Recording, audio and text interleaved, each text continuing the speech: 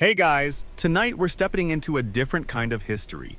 One that doesn't shout or even speak clearly. It whispers through perfumed air, starlit corridors, and delicate paper soaked in scent. You'll walk through shadowy archives and quiet towers, where Persian astrologers didn't just read the skies, they wrote the future down in oils that smelled like rose petals and burnt cinnamon. It's soft, strange, and a little seductive. And yes, you probably won't survive this if you're still expecting anything to explode. So, before you get comfortable, take a moment to like the video and subscribe, but only if you genuinely enjoy what I do here. Drop a comment with your location and local time. I love seeing where in the world you're listening from. Now, dim the lights, maybe turn on a fan for that soft background hum. And let's ease into tonight's journey together. You arrive just after sunset. The velvet sky has turned the color of bruised plums, and a warm desert wind nudges you toward a marketplace that never really sleeps. It smells confusing, like saffron, dust, rosewater, sheep, and something burning in the distance. But that's not what catches you. It's the glimmering booth under a striped awning where a man in deep green robes leans over a copper bowl of oil, eyes locked on the stars. He's not cooking. He's not bathing. He's predicting someone's marriage, and he's doing it by whispering to the reflection in the oil. You move closer. The bowl is filled with what looks like melted gold, but it smells faintly of crushed violets and musk. He murmurs something about Venus rising in the 7th house, dips a small reed pen into the oily pool, and begins to write on nothing you can see, just air. Then, slowly, the parchment appears, brought by a boy who hands it to the astrologer without speaking. The man writes quickly. His calligraphy glides like water. You realize the ink smells. Not just a little, it's deliberate. Like someone wrote this prediction with perfume, not pigment. You look around, other booths are quieter. There's one for dream interpreters who trace symbols in chalk and blow them away. Another for lovers who pay to have their fortunes sung in old Persian verse. But the crowd thickens around these scented scrolls. They're rare, expensive, and kind of illegal, not in the you'll lose your head kind of way. More in the only licensed scholars should be sniffing Saturn's 4th transit while holding a mortar of damask rose oil sort of way. A child bumps into you, hands you a tiny scrap of parchment, and runs. You hold it up. There's one word. Wait. The ink smells faintly of lemon and inkberries. Your pulse slows. Oddly, it works. Historians still argue whether these perfumed predictions were for ritual, memory, or just to show off. Some say it was to calm the reader's nerves. Others say it was a distraction technique, masking bitter truths with sweet scents. But maybe it was something simpler. Maybe humans just wanted the future to smell a little better than the present. You stroll farther down the path, your sandals crunching softly on grit. There's a wall of clay bricks to your left, cool to the touch. You lean into the scent again. Something herbal, nostalgic, and slightly metallic. A woman nearby explains she's a vendor of dream oils. She sells tiny vials meant to be dabbed onto scrolls before sleep. You ask what they do. They keep the bad prophecies away, she says, deadpan. Then adds, or they make them come faster. Depends on who's reading. Classic. She lifts a lid off a stone jar and lets you sniff something that smells like honey, ink, and something ancient you can't name. Maybe almonds, maybe dust. There's a theory, one that's definitely more folklore than fact, that certain oils helped lock in a prophecy. Not magically, just chemically. Some oils preserved parchment longer. Some actually burned it if misused. One legend says a royal astrologer once predicted a king's downfall in clove oil. The scroll ignited by itself during a sandstorm might have been lightning. Or, bad timing. In one tent, you find a quiet group hunched over low tables, mixing oil and ink by hand. There are no loud predictions here, just method. They debate viscosity like it's theology. One insists that frankincense sharpens Mercury's influence. Another rolls her eyes and mutters something about amateur stargazers and their sandalwood crutches. A third doesn't speak at all, just writes, dipping a gold-tipped pen into something that smells exactly like spiced wine. You catch a glimpse of his chart. It's for someone born on a day when the sun wept, which is poetic, but not helpful. The sun dips lower. Shadows stretch out like yawns. You realize the real ritual here is time. Everything is slow, purposeful, scented, There's no urgency when you're trying to read a future that hasn't decided if it's showing up yet. And as you pass a final booth closed, shuttered, and perfumed with fading jasmine, you catch a glimpse of something scratched into the wood.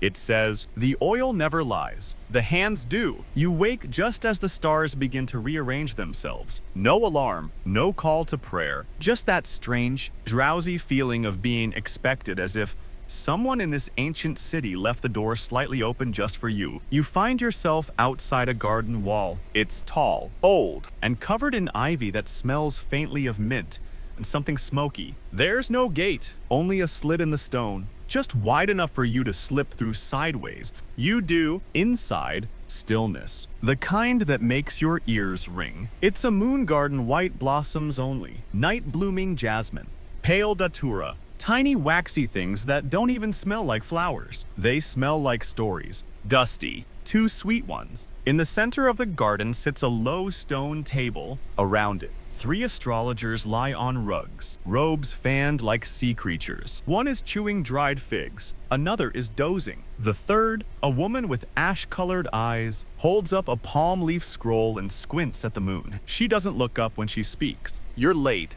but only by about 2 stars. You sit. What you're about to witness is less ceremony and more habit, like a very complicated tea ritual that somehow involves Saturn. The scroll is inked with thin, copper-colored lines, curves, loops, tight spirals. But instead of reading, they track. This garden is a lunar clock. Each corner holds a shallow brass bowl filled with oil, one spiked with lavender, one with crushed basil, one with lemon rind, and the last with something bitter and black. Their scents carry across the cool air like invisible threads. As the moon moves, its reflection dances from one bowl to the next. The astrologers wait for a moment, something invisible to you, then begin murmuring. You see how it clips the second star of Taurus. One says, "Mars sulks tonight," mutters another. You don't fully follow, but you do feel it. The weight of timing, the patience, the scent of lemon oil curling with heat as it absorbs the moonlight, marking an invisible threshold between days. Mainstream historians agree the Persians were obsessive lunar observers. Their calendars adjusted not only to agricultural cycles but to planetary moods. This garden, it's not uncommon. There were dozens of these across cities like Ctesiphon and Nishapur. Scholars gathered in the shade, charted moon paths, and listened to the quiet slosh of scented oil. Here's the weird bit. The scrolls they recorded these moments on were often made from palm bark and sometimes soaked in rosewater first. Why? 2 guesses. 1, to prevent insect damage. Or 2, because your future should smell better than your neighbor's. Fringe theorists claim these gardens also served ritual purposes, that certain flowers were planted for specific moon phases, or that particular scents, say, rosemary oil during an eclipse, could enhance divination. Historians still argue whether these lunar scrolls were meant for everyday use or purely ceremonial. Some say they were calendars. Others insist they were planetary confessionals. A few think they were simply excuses to nap in public gardens without being judged. The woman next to you points at a corner flower pot. It's filled with black sand, and sticking out of it is a long, thin reed wrapped in linen. That's the pen, she says. The real one. She pulls it free, uncaps a tiny bronze vial from her robe, and dips the pen in. The scent that hits you is impossible, like cinnamon and ink, and the last breath of someone who knew too much. She writes one word on the scroll. You lean over. It's not a word. It's a date. Your birthday. Okay. You blink. And now the fig-eating astrologer is laughing. Quietly. Relax. You think you're the only visitor who arrives on their own natal shadow? You're not sure if he means it literally or just poetically. Either way, he offers you a fig. You decline. The astrologers begin folding up their scrolls, wrapping them in soft cloth, tucking the copper ink pens into little bone cases. The moments passed. The moon is now deep into Gemini, and that means tea. You follow them into a side structure. It's dim, smells like spiced milk and ink. There's a sand floor and cushions with stitched astrological signs in faded thread. Above the entrance hangs a wooden plaque that reads, "If the moon lies, we blame the oil." You almost ask but decide not to. One final thing before the section closes. A scholar once claimed that a lunar scroll soaked in perfumed ink helped save an entire village. The stars said flood. The ink said fire. The scent, ashes and rain. They evacuated. It rained fire. Coincidence? Probably, but your nose twitches at the memory. You leave the garden just before dawn, the smell of crushed basil lingering on your sleeve. You're pretty sure you didn't come in with basil on your sleeve. You don't mean to end up inside a library. Honestly, you were just following the smell of warm bread and apricots. But somehow, the hallway took a turn literally, and now here you are, standing in a building so quiet, it makes your breathing sound illegal. At first glance, it doesn't look like a library. No towering shelves, no musty silence. Just a series of arched alcoves carved into sandstone,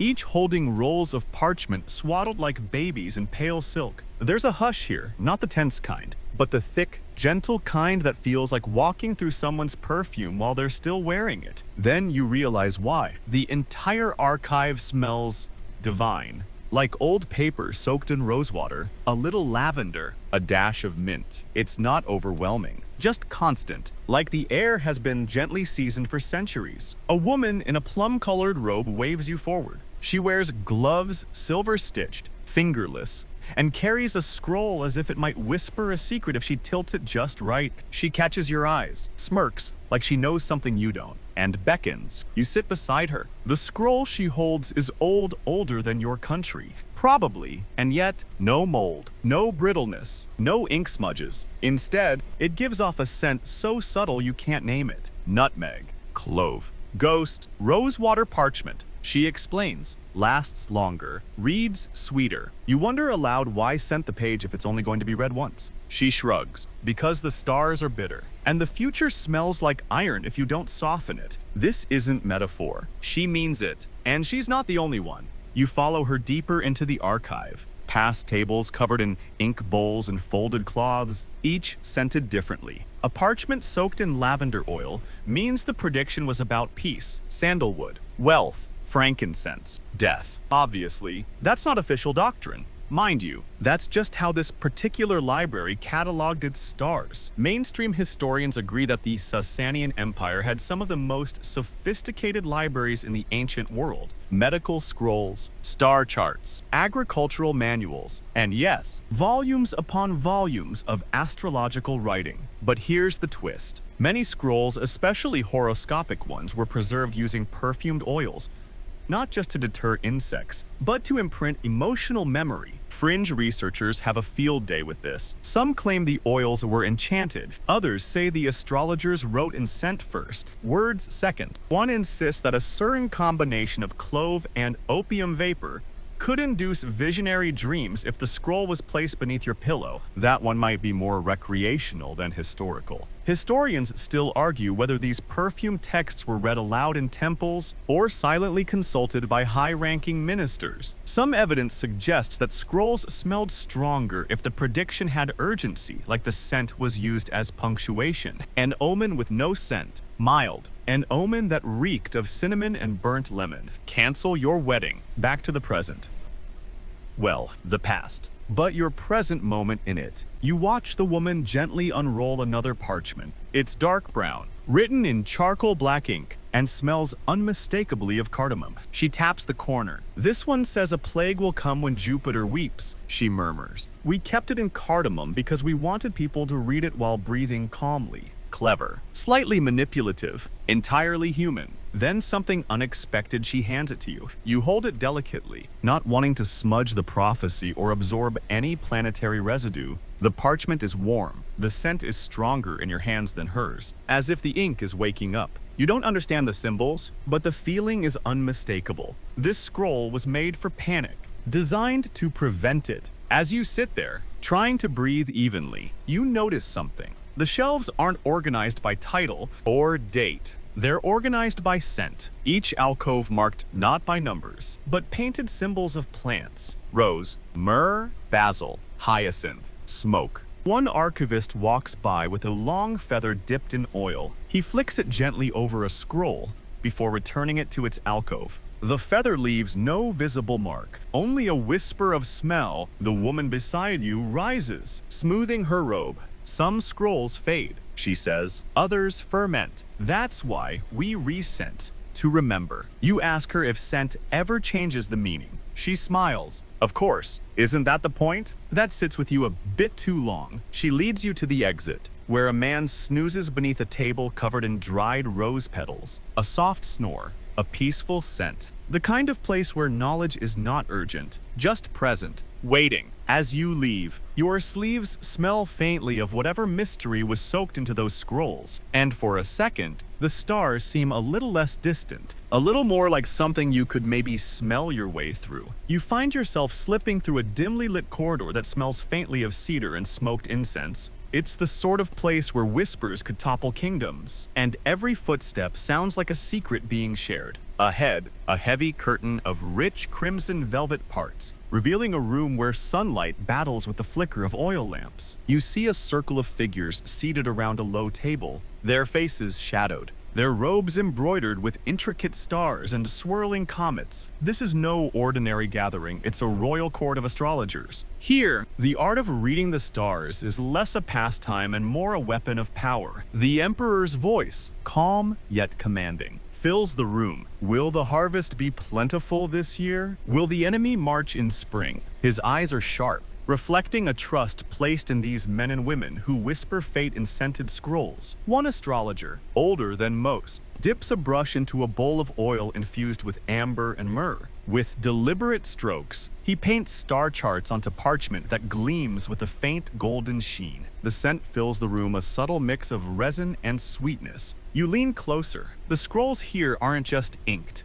They're perfumed and sealed with wax that smells like crushed sandalwood. The ritual is as much about presentation as prediction. Historians note that during the Sasanian Empire, astrology was deeply entwined with politics. Emperors consulted star charts before battles, marriages, and laws. These predictions weren't mere superstition, they shaped policy, strategy, and diplomacy. Yet the scented scrolls carried more than information, they carried secrets. The perfume served as a seal, an assurance that the document was authentic and unaltered. It also made the reading a sensory experience, embedding the prophecy deeper into the mind. You watch as an aide rolls the scroll into a tight cylinder, ties it with a ribbon, and hands it to a messenger. The faint aroma of cinnamon and rose lingers in the air. This message could change the course of an empire. There's a certain theater to it all, the mixing of power, scent, and starry wisdom. The court astrologers were more than seers. They were state custodians. Their perfumed predictions were guarded with the same zeal as gold or weapons. Fringe historians speculate that some perfumes were chosen for their intoxicating properties, meant to subtly influence the emperor's mood or clarity. Others argue that scent was a coded language, communicating urgency or secrecy without words. Historians still debate the true purpose of these perfumed scrolls in governance. Were they genuine tools of statecraft, or elaborate rituals masking uncertainty and fear? As you leave the chamber, the scent of amber and myrrh clings to your clothes. You wonder if the future itself smells like power. Outside, the streets buzz with merchants selling spices, perfumes, and scrolls. You realize that in this city, the stars are not just observed, they are crafted, packaged, and delivered in fragrant ink, binding the fate of rulers and commoners alike. You catch a whiff of cinnamon and leather, and somewhere, a child laughs, probably unaware that the scent swirling around them is woven with imperial destiny. The sun sinks low, painting the city in gold and shadow, as you follow a narrow alley lined with earthen jars and woven baskets. The scent here is heavy patchouli, sandalwood, and something faintly metallic. It leads you to a hidden workshop where a small guild of perfumers works by candlelight. The perfumers are an odd bunch, stoic, secretive, and expert at blending the mystical with the mundane. They aren't just making fragrances for nobles or markets. Tonight, they're distilling prophecy in dim glass bottles. Oils steeped with jasmine, myrrh, and saffron await transformation. A man with hands stained deep amber dips a reed into a simmering concoction and carefully blends it with a powdered mineral known as lapis lazuli dust. What's that for? You ask. He grins without looking up. It's not just scent, it's memory, it's fate. Perfumed oil was more than a pretty accessory for Persian astrologers. It was a vital part of their craft. These oils were applied to ink, parchment, and sometimes even skin, believed to enhance the accuracy and longevity of predictions. You watch as the perfumers chant quietly, their voices weaving with the soft hiss of boiling herbs. One dips a fine brush into an amber vial and starts to write a prophecy onto a fresh scroll. The ink glistens, shimmering slightly as it dries. The scent is intoxicating warm cinnamon, sweet rose, and a hint of something sharp like crushed cloves. You remember the bazaar, the royal court, the moonlit garden, and realize this guild is the bridge, the artisans who transform starry knowledge into a tangible, fragrant form. Fringe tales tell of perfumers who could mix oils that revealed hidden truths when sniffed under the full moon. Some believe these oils could unlock visions, while skeptics claimed it was a sensory placebo, a trick of the mind. Historians still argue whether the perfumers worked directly for astrologers or operated independently, supplying scented inks and oils as a form of ancient consulting. A young apprentice hands you a tiny vial filled with a thick, honeyed oil for your dreams, she says softly, or your nightmares. You pocket it, already feeling the weight of all the unseen histories soaked into that simple bottle. Outside, the city hums with life. Somewhere nearby, a merchant haggles over saffron prices while children chase each other past stalls laden with fragrant spices. You inhale deeply, the scent of fate. You think is not just in the stars, it's in the hands that craft, the oils that bind, and the stories whispered over candlelight. You settle into a shadowed corner of a cluttered scribe's workshop where scrolls stack like ancient towers, and the air shimmers with a mix of ink, oil, and something like burnt cinnamon. A young scribe, his sleeves rolled to the elbow, carefully blends cinnamon oil with crushed sandalwood dust in a shallow ceramic bowl. His hands move with the precision of a surgeon, though his eyes dart nervously toward a lounging lynx curled atop a pile of star charts. Don't mind him, the scribe whispers, glancing at the sleek feline. He's the astrologer's familiar, keeps the papers safe, and the intruders at bay. You lean in closer, catching the spicy sweetness of the oils mingled with the faint, musky warmth of the lynx. The scribe dips his quill into the fragrant mixture, then traces delicate constellations on a fresh scroll, each stroke glinting faintly with oily shimmer. The scent is comforting, almost hypnotic, like autumn leaves and distant campfires. You watch as the scribe murmurs the names of stars and planets, weaving their stories into the scroll's fragrant ink. He pauses, eyes flickering to the lynx, then back to his work, the quiet rhythm of his calligraphy matching the soft purring beside him. In this workshop, the boundaries between science and ritual blur. The scribe's blending of cinnamon and sandalwood isn't just for preservation, it's believed to infuse the prophecy with protective energy and clarity. Mainstream historians note that Persian scribes often infuse their inks with natural resins and oils to preserve delicate manuscripts in harsh climates, but the addition of aromatic spices like cinnamon and sandalwood likely carried symbolic significance, aligning earthly materials with celestial forces. Fringe scholars speculate the presence of the lynx was no coincidence that these animals were thought to be guardians of knowledge, their keen eyesight symbolic of heightened perception. Historians still argue whether such familiars were common or exceptional, and if their presence influenced the accuracy or perceived power of the astrological writings. The scribe dips his quill again, then softly laughs. If the stars favor you, the lynx stays. If not, well, the oil will at least smell nice. You smile, feeling the warmth of the room settle around you, the scent wrapping like a quiet promise. Outside, the city hums with life, but here, in this cozy den of ink and spice, time slows to the gentle pulse of the cosmos. You find yourself in a softly lit chamber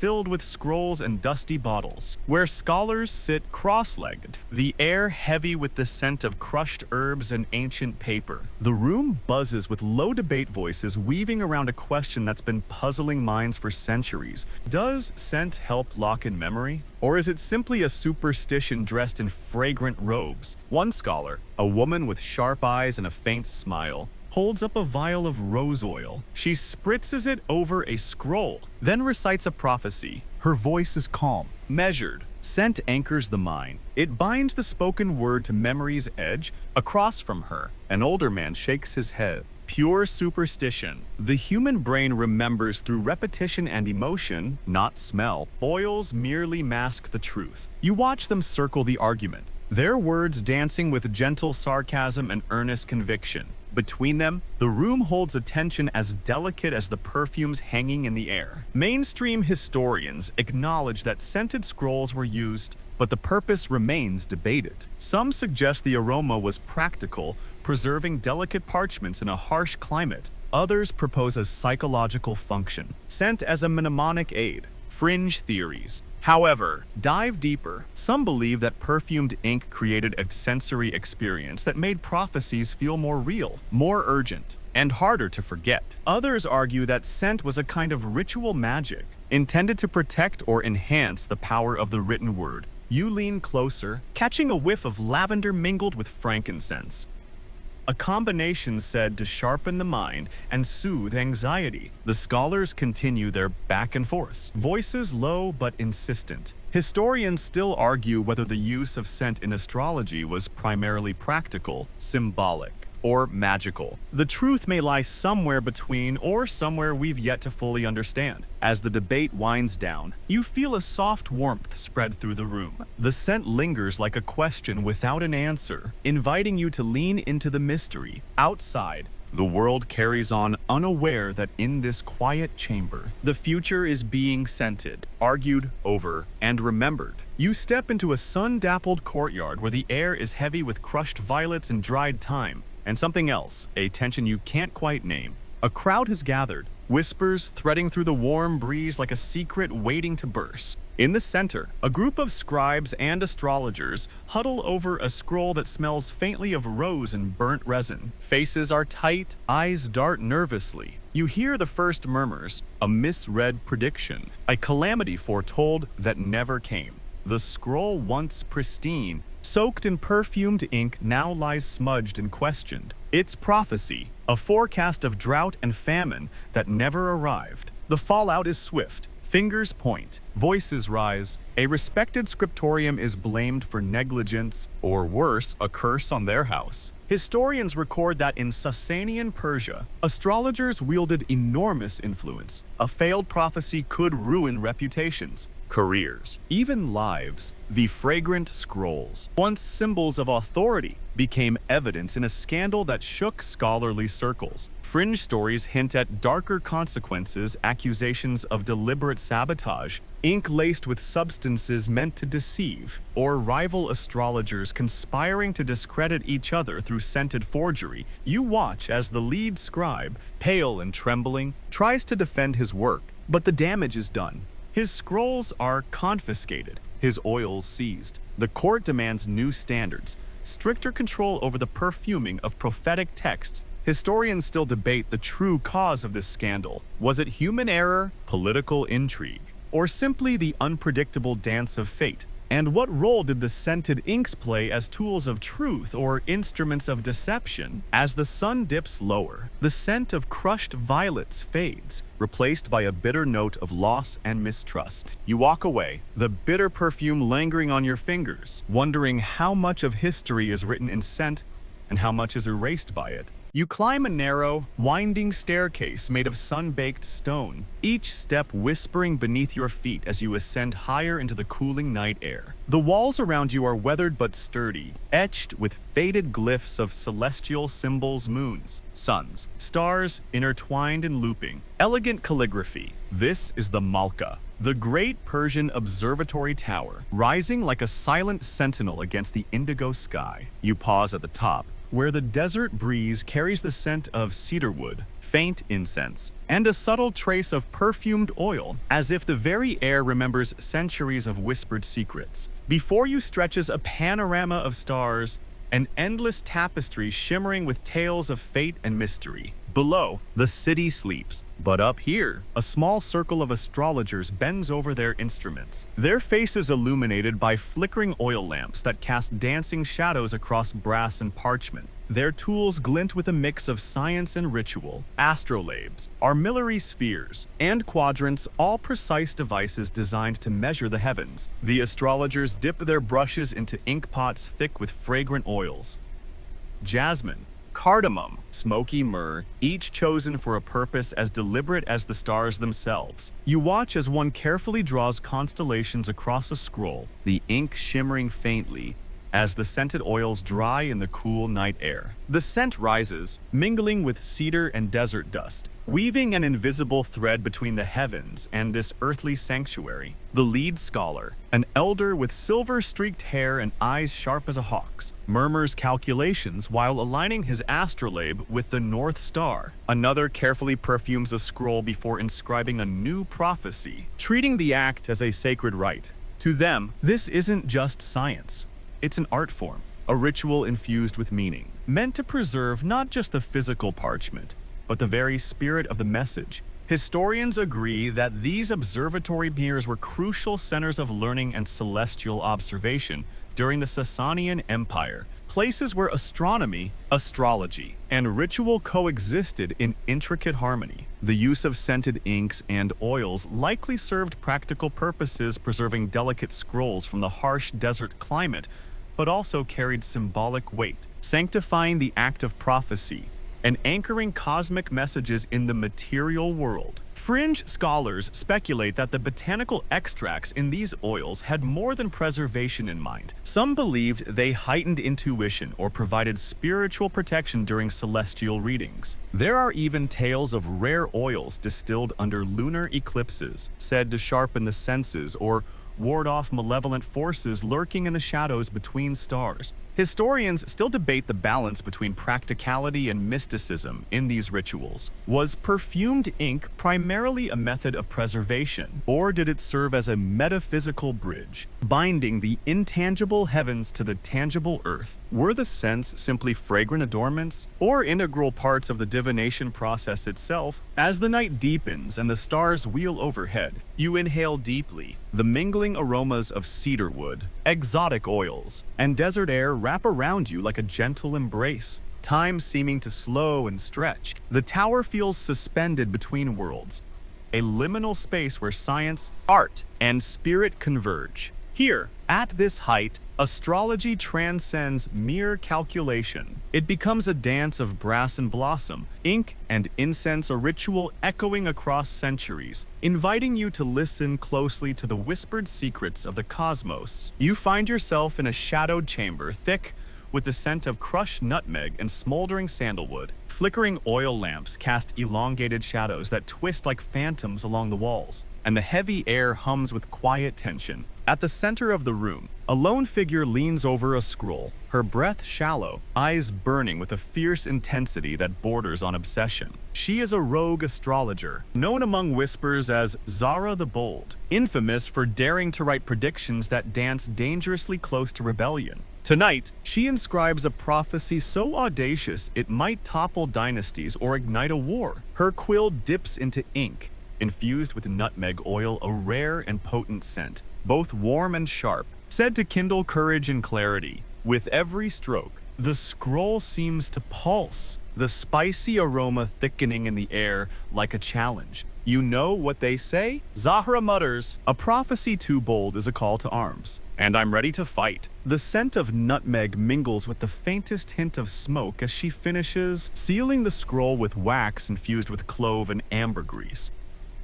An unholy blend meant to protect the message from tampering, but also to mark it as forbidden. Historically, astrologers like Zahra walked a razor's edge. Their craft was entwined with power and peril. Writing a prediction wasn't just a scholarly exercise, it was a political act, especially when the future foretold unrest or downfall. Fringe tales tell of astrologers whose scented scrolls were seized, burned, or hidden away, their authors exiled or worse. Some claim that the intoxicating spices in these inks were chosen not only for preservation but to embolden the reader or to curse those who dared to challenge fate. Historians still debate the extent to which such rogue predictions influenced historical events. Did bold prophecies incite rebellion, or were they scapegoats for already brewing dissent? And how much of the power came from the words versus the scent that cloaked them? You watch as Zara folds the scroll carefully, the nutmeg scent lingering like a dare.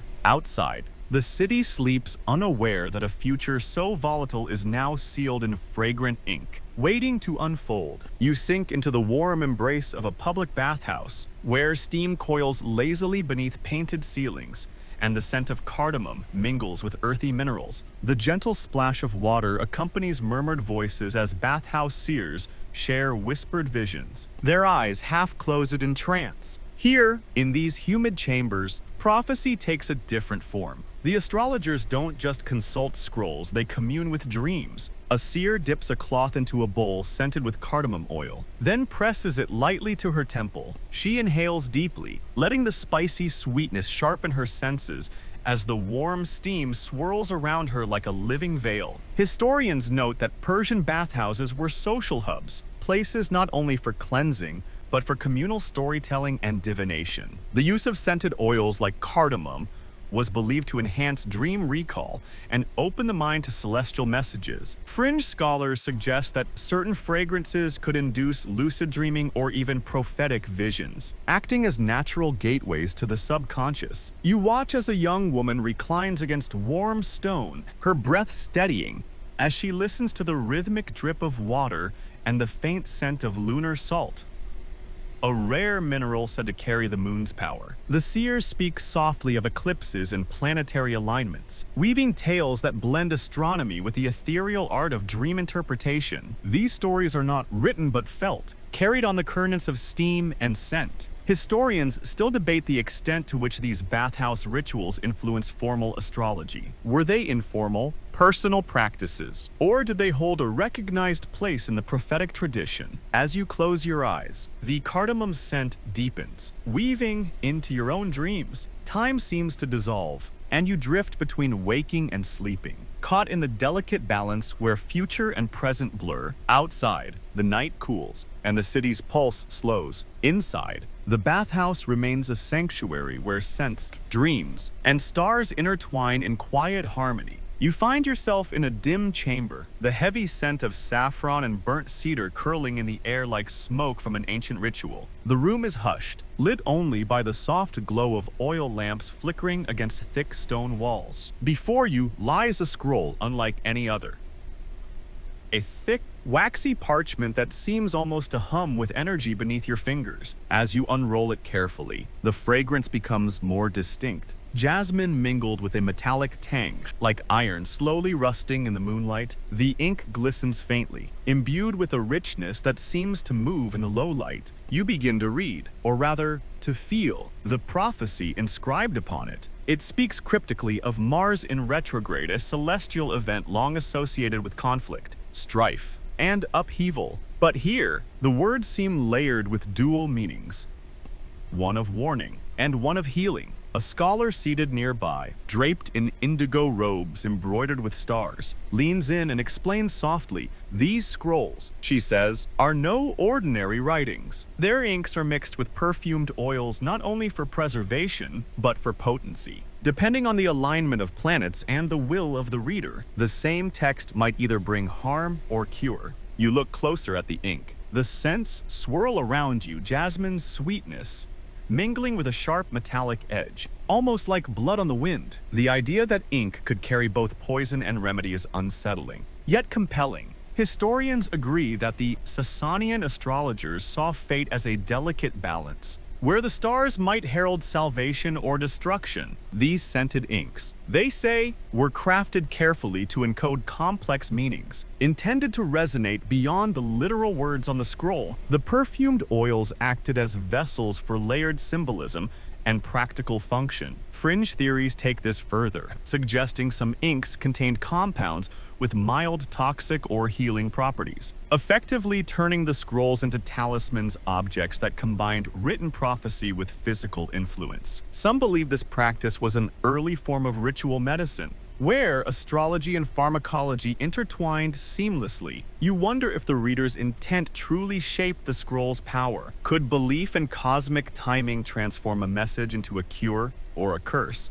The concept feels both mystical and frightening. Historians still debate how common these dual-purpose scrolls were. Were they rare artifacts reserved for kings and priests, or commonplace tools of a sophisticated astrological tradition blending science and magic? And how much of the power lay in the scent, the ritual, or the reader's mind? As you roll the scroll back carefully, the scent of jasmine and iron lingers. Slow to fade, you realize you're touching the thin, almost invisible line where prophecy becomes power, where ink can both kill and cure, and where the future's shape depends on forces seen and unseen. You find yourself skulking through a dusty marketplace just before dawn, where the first light barely kisses the horizon, and merchants prepare their carts for the day ahead. The air is thick with the scents of saffron, cumin, and an odd hint of damp earth. Somewhere nearby, wooden crates creak under the weight of their hidden cargo. As you slip between stalls, you overhear hushed voices trading secrets about a clandestine operation, an underground smuggling ring dealing not in spices or silk, but in something far more precious, scented star charts. These delicate scrolls, inked with fragrant oils and cryptic celestial maps, are being smuggled across desert borders in secret. You follow a group of hooded figures as they carefully tuck scrolls scented with rose, myrrh, and cinnamon into crates labeled frankincense and dates. The faintest whiff of jasmine and sandalwood escapes as they seal the boxes with wax. Historians acknowledge that Persia's vast desert borders were porous and trade networks extensive. While spices and textiles flowed freely, the smuggling of esoteric astrological texts was a shadowy but vital part of cultural exchange and political intrigue. Fringe lore suggests these scented scrolls were so valuable because they contained forbidden or revolutionary predictions, prophecies that might destabilize regimes or reveal hidden knowledge. The oils infused in their ink supposedly concealed secret codes detectable only by select initiates. You listen as one smuggler explains the risks. Detection meant imprisonment, or worse,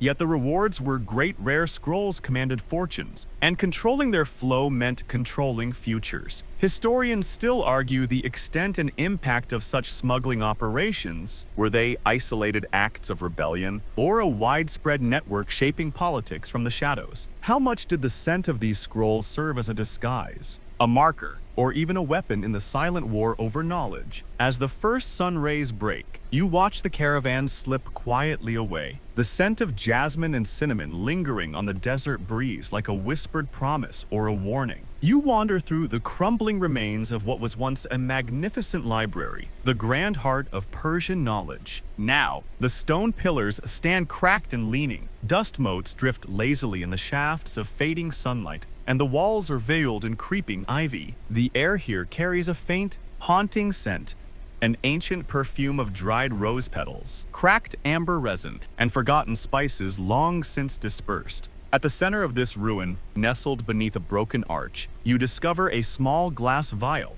dusty and fragile. The stopper, sealed with wax, bears the faded imprint of a star surrounded by vines. This vial contains what local legend calls kismet oil, the last known essence of a mysterious perfume once believed to capture the very whispers of fate. The stories say that this oil was distilled from flowers that bloomed only under a full moon, carefully gathered from hidden gardens scattered across the Persian plateau, mixed with rare resins, essences of jasmine, ambergris, and an enigmatic starlit water. The concoction was said to amplify the power of astrological predictions, granting its possessor visions of futures not yet written. Some historians view the kismet oil as a symbol part myth, part metaphor, representing humanity's relentless desire to grasp and shape destiny. They suggest it was less a practical tool and more a ceremonial relic, used to anoint scrolls or seers, embedding ritual meaning in the fragile bond between scent and prophecy. Yet fringe enthusiasts cling to the belief that the oil contained lost botanical secrets, compounds with the power to unlock prophetic visions or even nudge fate itself. Some speculate it was used in clandestine rites, where scent, star charts, and whispered incantations converged in dark chambers under moonlit skies. You carefully uncork the vial. A complex aroma unfurls: rich jasmine, warm amber, subtle hints of honeyed saffron, and something deeper, almost metallic. Like the tang of distant thunder, the scent seems to pulse gently, awakening long-forgotten memories, stirring dreams from their dusty slumber. Historians still debate whether such oils were ever truly used in everyday astrological practice or remained allegorical devices in Persian tradition. What remains certain is the enduring power of scent, how it captured imaginations and inspired rituals, stories, and mysteries that echo through centuries. You place the vial back amid the ruins, its fragrance lingering faintly like a whispered secret. In that lingering scent, you feel the weight of countless futures folded delicately within a silent invitation to those daring enough to seek what lies beyond the stars. Where fate and fragrance entwine, you step quietly back into the vast, ancient library, a sanctuary of shadows and whispers. The heavy wooden shelves, bowed beneath the weight of countless scrolls, stretch endlessly before you, fading into darkness, where the soft glow of lanterns barely reaches. The air is thick with the rich aroma of aged parchment, mixed with a delicate, lingering musk, the faint ghost of perfumed oils long since faded, but never quite gone. Your fingers trail along the fragile edges of these scrolls, worn by centuries of reverent handling. Though the inks have dulled and the letters blurred with time, a faint scent remains: hints of jasmine, amber, sandalwood that seems to echo the voices of those who penned these prophecies under star-studded skies. Each fragrance is a whisper, a memory folded into the fibers of the parchment, guiding your senses with gentle insistence toward a restful calm. From a shadowed alcove nearby, an elderly archivist watches you with a knowing smile. Her robes are embroidered with subtle constellations, faded now but still luminous in the dim light. She steps forward, her voice soft and steady. "The oil fades," she says, "but its memory endures, woven into these pages, into the stillness of this place. The future, once caught in scent and ink, now rests here quietly, waiting." You settle into a worn leather chair, the scent wrapping around you like a familiar blanket, comforting and warm. Outside, the distant sounds of the waking city seem to fade, replaced by a profound silence that feels like the steady rhythm of breath before sleep. The years peel away, and the room becomes a threshold between worlds, the tangible and the unseen, the remembered and the forgotten. Historians agree that while the physical perfumes of these scrolls could not survive forever, their symbolic presence shaped centuries of astrological tradition. The fragrant oils were not mere adornments, but vital bridges, sensory echoes that connected human experience with cosmic mysteries. The scent made the prophecies alive, vibrant, and deeply personal, embedding meaning beyond words. Fringe scholars suggest that even as the oils evaporated, they left behind a subtle energy, residual traces of intention and belief that continue to resonate in the quiet corners of history. They imagine these fading fragrances as gentle reminders that the futures once foretold still unfold, unseen but palpable to those who listen. Historians continue to debate whether the rituals of perfumed prophecy were primarily artistic expression, scientific practice, or acts of sacred magic. Some see them as careful methods of preservation, others as metaphysical ceremonies. Yet, all agree on their enduring imprint, not just ink on parchment, but a scent that lingers in human imagination and memory. You close your eyes, the faint perfume guiding you gently into stillness. The lines between past and present blur. The stars above seem to whisper one final secret in the quiet dark. The oil never lies. The hands do. Now, as your breathing slows and your thoughts drift, imagine the soft scent of jasmine petals falling like gentle rain in an ancient garden. Picture the warm glow of amber and sandalwood wrapping you in their quiet embrace, like a lullaby sung by the night itself. Let your mind float with the fading fragrance, carried on the slow, steady rhythm of time folding softly over itself. Feel the comforting weight of centuries settling around you, the mysteries of long ago becoming a gentle, soothing presence. Here, in this moment between waking and sleep, there is no urgency. Only the soft unfolding of stories like delicate petals, closing quietly for the night. The stars twinkle faintly, as if sharing their secrets in a hush only your heart can hear. Breathe deeply, allowing the scent of ancient oils and whispered prophecies to lull you further. Feel the tension dissolve, replaced by calm and peace. Imagine the soft rustle of parchment, the quiet murmur of distant voices, and the gentle caress of twilight, wrapping you in warmth. Rest now in this fragrant stillness. Know that some mysteries, like scent itself, are meant to fade slowly so sleep can find you, gently, with open arms. Good night.